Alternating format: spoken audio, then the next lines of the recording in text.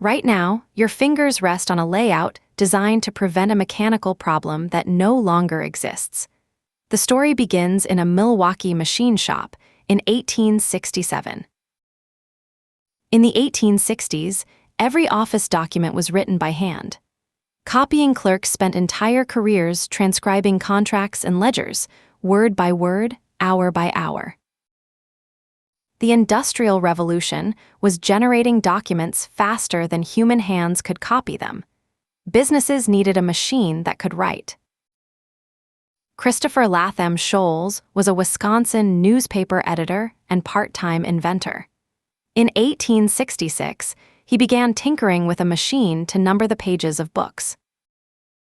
Working with partners Carlos Glidden and Samuel Soule, Sholes built a crude typing machine in 1867. It looked more like a piano than a typewriter. That first prototype arranged keys in rough alphabetical order across 2 rows. It could type, slowly, imperfectly, and with a serious problem lurking inside. The machine used metal type bars that swung up to strike the page. When you typed fast, bars for nearby letters would collide in midair and lock together. Sholes rearranged keys obsessively over several years, aiming to separate letter pairs that were commonly typed in sequence.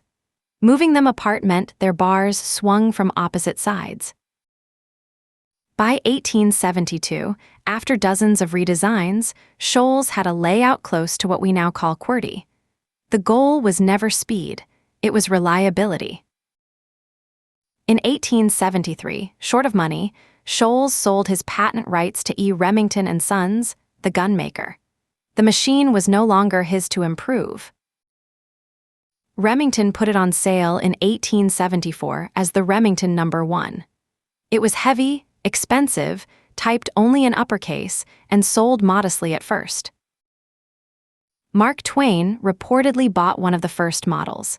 He later claimed to have sent the first typewriter-produced manuscript to a publisher, though historians debate the details.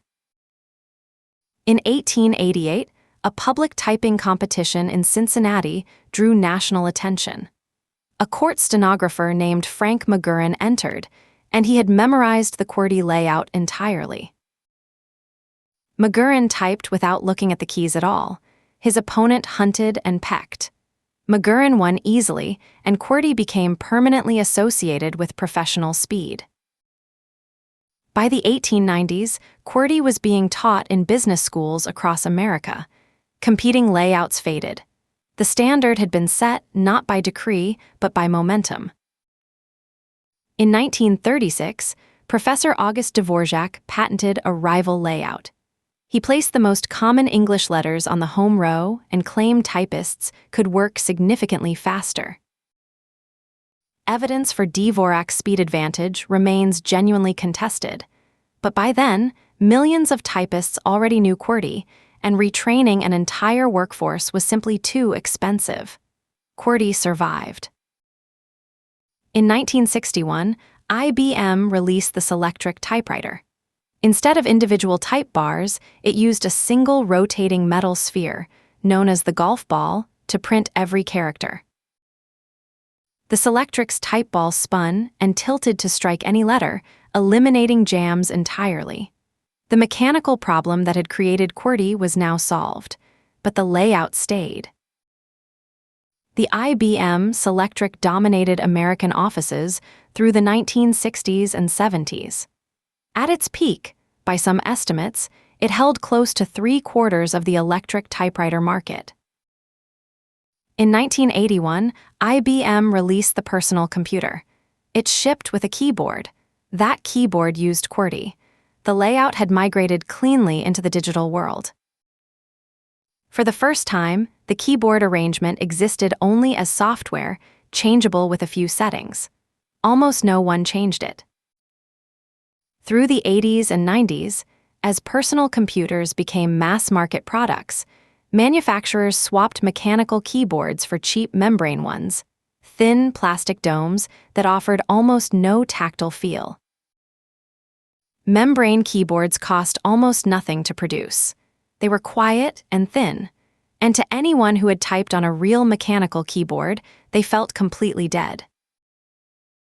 In 1983, the German company Cherry developed the MX mechanical switch, a small self-contained unit with a spring, a stem, and gold electrical contacts. It would become the most copied switch design in history. Cherry color-coded each variant: red for smooth and light, brown for a tactile bump, blue for an audible click, each one tuned for a different kind of typist. Through the 80s, Cherry switches appeared in high-end workstations and professional keyboards. They were expensive, built to survive decades, and nearly absent from consumer shelves by the year 2000. In the early 2000s, competitive gaming began finding a serious audience.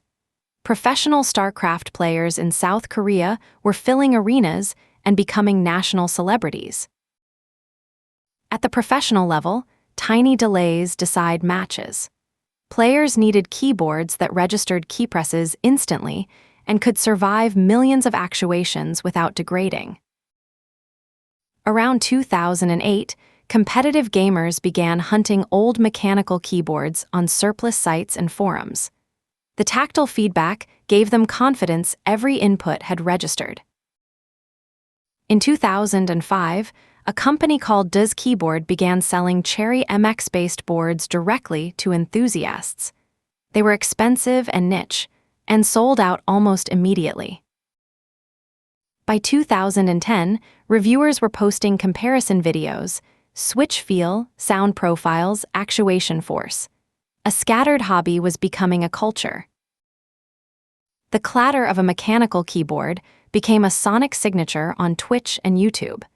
Viewers began to associate that sound with competence and speed. Communities started designing and group ordering custom keycaps, artisan pieces in limited colorways that treated the keyboard as a collectible object, not just a tool. The movement went global. South Korea became a hub for high-end customs: aluminum cases, gasket-mounted boards, switches lubricated by hand before shipping. By the mid-2010s, esports tournaments filled stadiums. Every player on those stages had a mechanical keyboard in front of them. Gaming companies, Razer, SteelSeries, Corsair poured investment into mechanical keyboards and sponsored professional teams. The keyboard had become gear, the way a racket is gear. Demand attracted Chinese manufacturers. Gaterin and Kyle began producing Cherry-compatible switches, often cheaper, with innovations of their own. A market that had nearly died was now fiercely competitive. The community built its own language: Thaki for a deep resonant sound, Clacky for a sharp pitch, linears, tactiles, clickies. A whole taxonomy of sensation around a single key press. The irony is real. The spring, the stem, the tactile bump inside a modern gaming keyboard are mechanical descendants of the very type Bars Shoals was trying to stop from jamming. And the layout? Still QWERTY. On gaming keyboards, laptops, and phone screens alike. 150 years after a Milwaukee editor rearranged keys to stop metal bars from colliding. Alternative layouts like Colmac and Dvorak retain devoted followers. But QWERTY's grip, built from every typing class and shipped keyboard since the 1880s, is essentially unbreakable.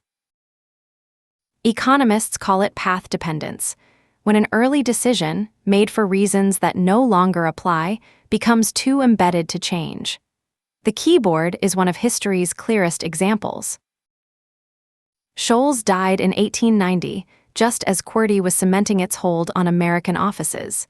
He never saw a computer, a gaming arena, or a keycap drop, but he shaped all three. Today, a high-end custom keyboard can cost several $100s, assembled by hand from parts sourced across 3 continents. At its core is the same mechanism Remington sold in 1874. Every key you press, drafting an email, executing a command, landing a kill, completes a mechanical tradition 150 years in the making. This is Origins. Subscribe and come back tomorrow. There's a new origin every single morning.